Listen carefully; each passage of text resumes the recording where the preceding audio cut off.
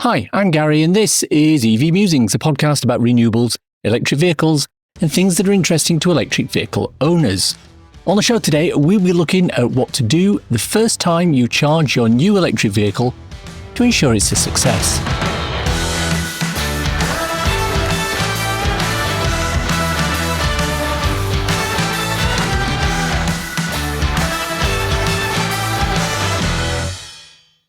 This season of the podcast is sponsored by Zapmap, the free-to-download app that helps EV drivers search, plan, and pay for their charging.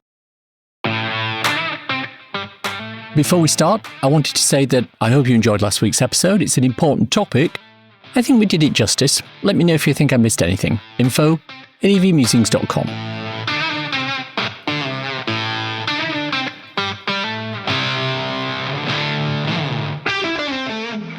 Our main topic of discussion today is your first EV charge. So, I know somebody who took delivery of their first electric vehicle recently. Naturally, following my instructions, they went out and tried to do some public charging when they didn't need to do it, which is superb. However, instead of trying various different charge point operators in a situation where a charge wasn't needed, they tried one local operator. And then they went on a reasonably long journey, expecting to be able to charge at their destination. But it will probably not surprise you to learn that they did hit a number of issues. Now, some of these issues were unavoidable. For example, their charger was unplugged by somebody else at one place, and that's inexcusable. But some of them were totally avoidable. Now, I want to talk today about the three errors that were made by this individual, who we'll call Bob.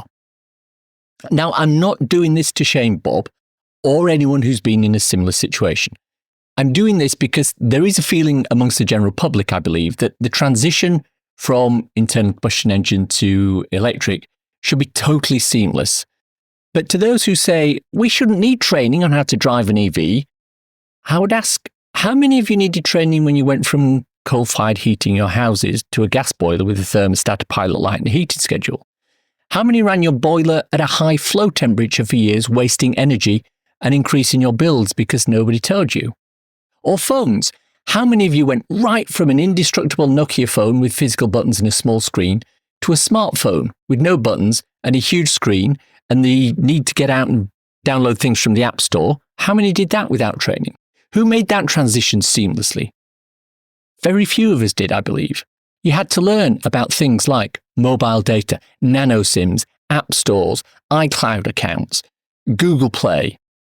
It wasn't difficult for the most part, but you had to learn about it to get the best out of your experience.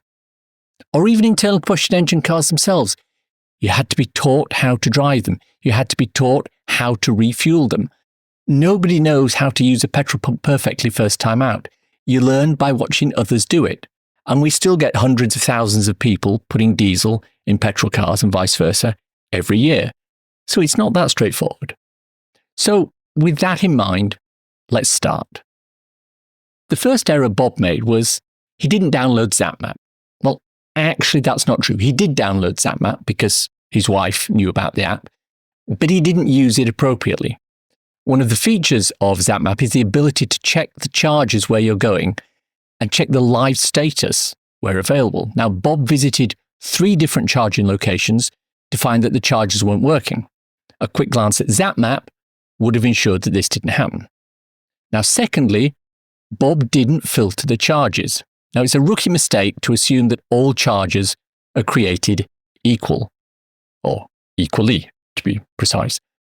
In an ideal world, this would be the situation. However, Zapmap produces a survey every year which ranks the top charge point operators in order of customer satisfaction.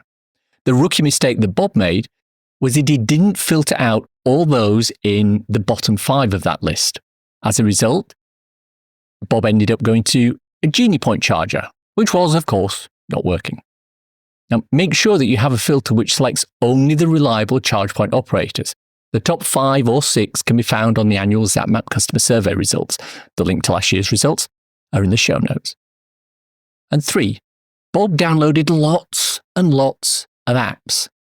Now, there is a common misconception propagated by certain aspects of both mainstream and social media that the only way you can get a charge on any charger in the United Kingdom is to download a specific app for that charger.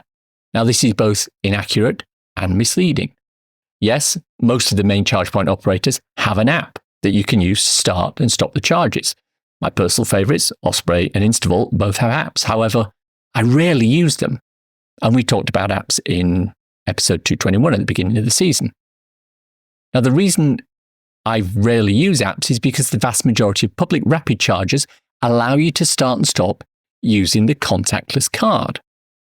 It's actually a little bit more than that. There are a number of apps referred to as roaming apps, which have an app that allows you to start and stop multiple different chargers from multiple different charge point operators. Zapmap is one, which is included in the Zapmap app. Bonnet is another. Octopus Electroverse is a third.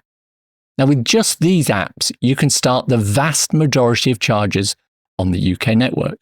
Yes, there are some which aren't included in these roaming apps, and I would suggest that perhaps these charge point operators should be avoided for the time being. As I just mentioned, I did a whole episode on apps earlier this season, episode 221. Have a listen to that if you want to understand why you don't need a phone full of apps to run an electric car. So if you cannot or don't want to use a contactless card, then a minor handful of apps should suffice to both locate a charger, start a charger, and pay for the charge. There's no need to download a new app for every charge point operator. Now, those were the three main mistakes that Bob made when he tried to find a charger to charge his car. Now, I want to point out here that Bob's not alone in doing this. I've said it before and I'll say it again. Whenever you read an article in the media about a reporter who had an issue with an electric car, usually after picking it up one Friday evening in London and deciding to head to Scotland for the weekend in it, they will usually have encountered one or more of these issues. It's a severe lack of education that causes problems like this, not the EVs and the infrastructure itself. So, knowing what Bob did wrong, let's go through and understand what good looks like in this situation.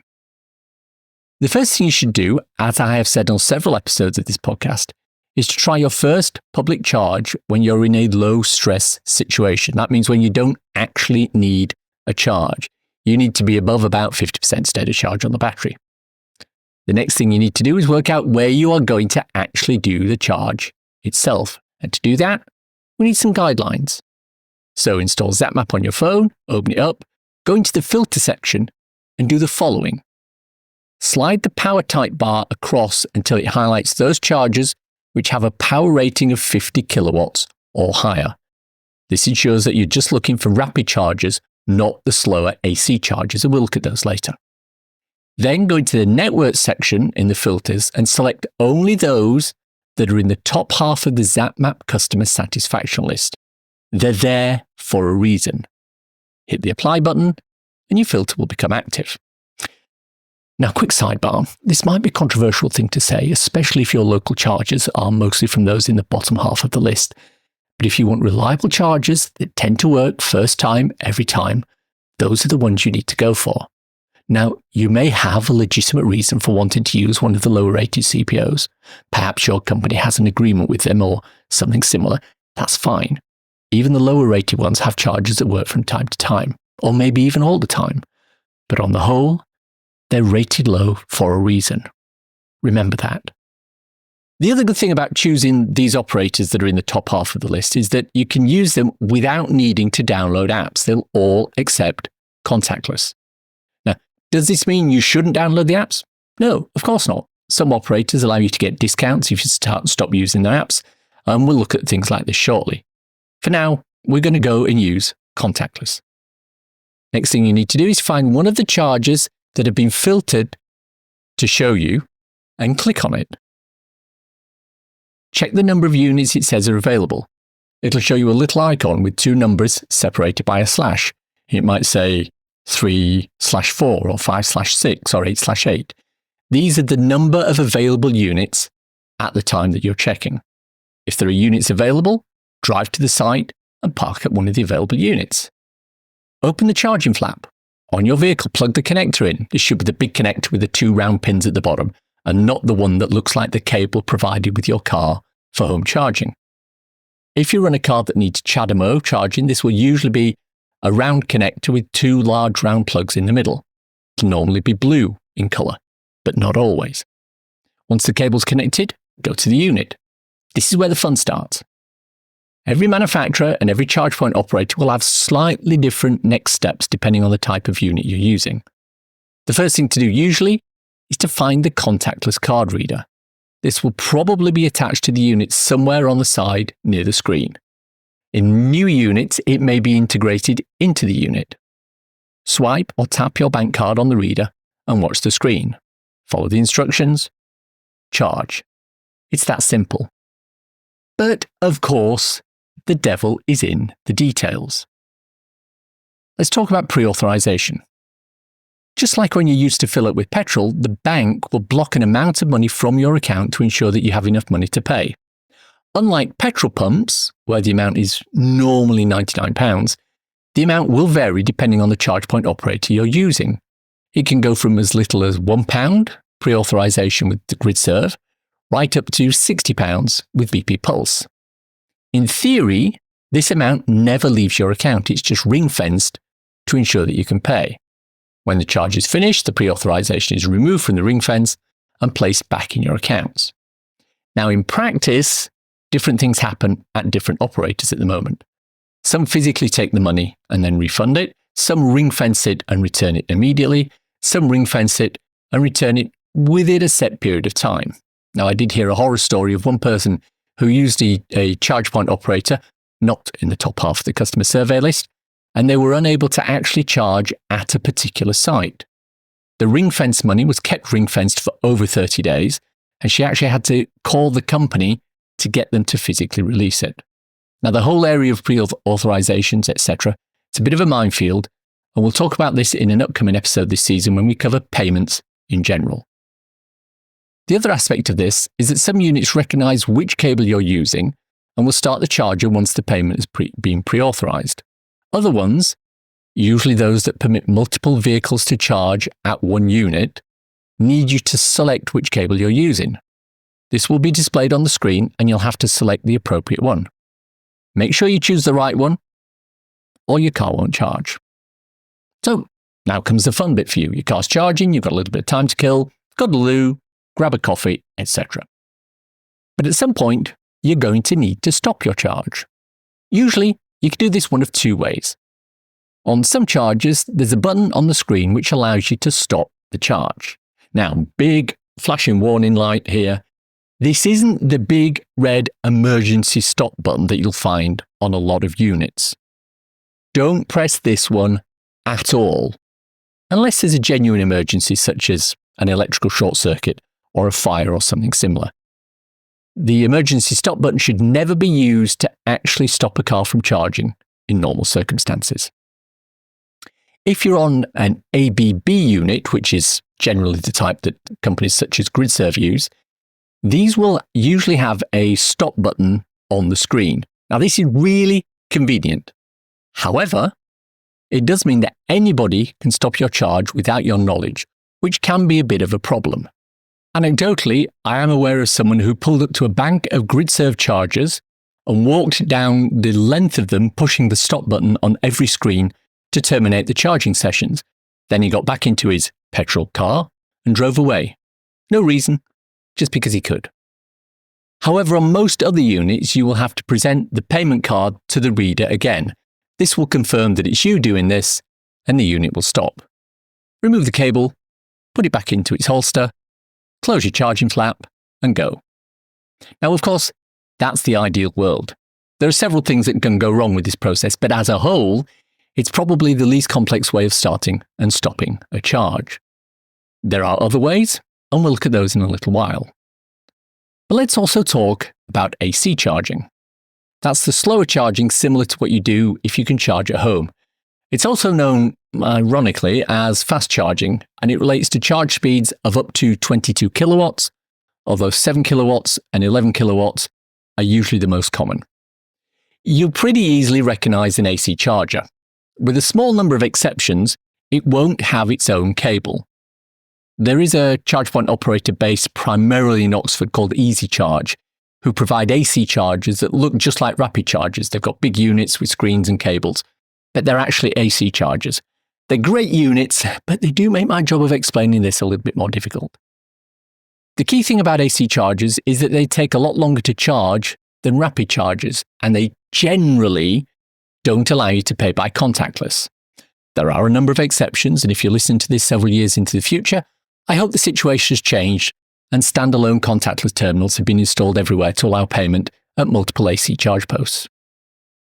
Because they don't take contactless, they generally need to be initiated either by an RFID card or an app. But beware, it's not always obvious where the RFID reader is located. Quick story, I was at the British Motor Museum in Gaydon for an event last year, and I arrived after dark one wet evening in December wanting to charge my car. They have a number of AC chargers near the front door, and I parked up next to one of them. And in the gloom and the rain, I searched all over the charger for some sort of RFID reader, and I just couldn't find one. The unit itself was oval-shaped and white. It looked like a rather large medicine gel capsule or a big paracetamol tablet, to be fair, with rounded corners, and I searched everywhere for the reader. Finally, a colleague approached, and he switched his phone light on, and as he did so, the light hit the charger at just the right angle, and it illuminated a section of the top of the charger which had been embossed with an RFID logo. You know the one I mean, it looks like a triangular segment of ripples on a calm pond. Now, once I saw that, I touched the RFID card to it and it started charging immediately. But this is an example where it was very easy to miss this. There was no marking, no pointers, nothing to indicate that the RFID reader was there. Had I come during the day or when the sun was shining, I would have seen it easily because it was a tactile feature of the unit. But because it was dark and the actual details of the casing were unclear, I couldn't see it. It was only the light from my colleague's phone that threw the shadow at the right angle to highlight the embossed logo, so it was very inconvenient. So charging with an AC charger, which you should only do if you're not in a rush, will need either a network-specific app to start the charge, or a roaming app such as Zapmap, or some sort of RFID card supplied either by the company whose AC charger this is, or a roaming provider such as Bonnet, Octopus Electroverse, or Show Recharge. Now, the cards are always infinitely easier, in my experience, but the right app can be a lot more convenient, as it will often allow you to start and stop an app from the comfort of your car, which is especially good if the weather isn't as nice as it could be. So let's get back to Bob and what his next steps should be. We've identified that Bob had several issues which could be classified as self-inflicted due to lack of education. If he'd downloaded Zapmap, filtered on reliable charge point operators, located only chargers which were available, and used contactless when he got there, his charging experience would have been much, much better. Of course, that wouldn't have stopped him from experiencing the annoying of having somebody else unplug his charger before he's finished. But that's a topic for a whole other episode of the podcast. This season, we're continuing to look at raising the awareness of carbon literacy with our listeners, and one way we're doing that is with a carbon fact, as read by carbon literacy trainer Anne Snelson. Emissions from SUV-style vehicles are 20% higher than those of conventional cars, and they're now wiping out all the benefits achieved through reducing fuel emissions over the last 10 years. According to the International Energy Agency, if SUVs were a country, they'd be equivalent to the 6th most polluting country in the world.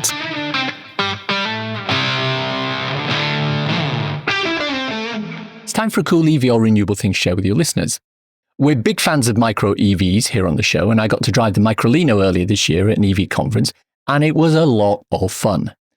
If you're US-based and looking for something that's sort of a hybrid between that and the Renault Twizy, you might want to check out the Eli Electric Zero microcar.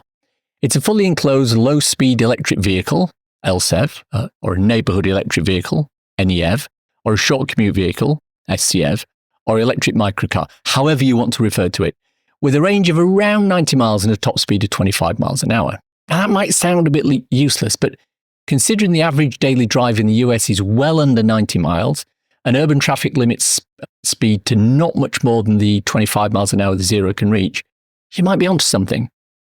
It has heat, air conditioning, power steering, regenerative braking, ABS, an electric parking brake, USB ports, sunroof, keyless entry, rear view camera, parking sensors, LED lights, and options such as a Bluetooth speaker and a Sony infotainment system, among other things.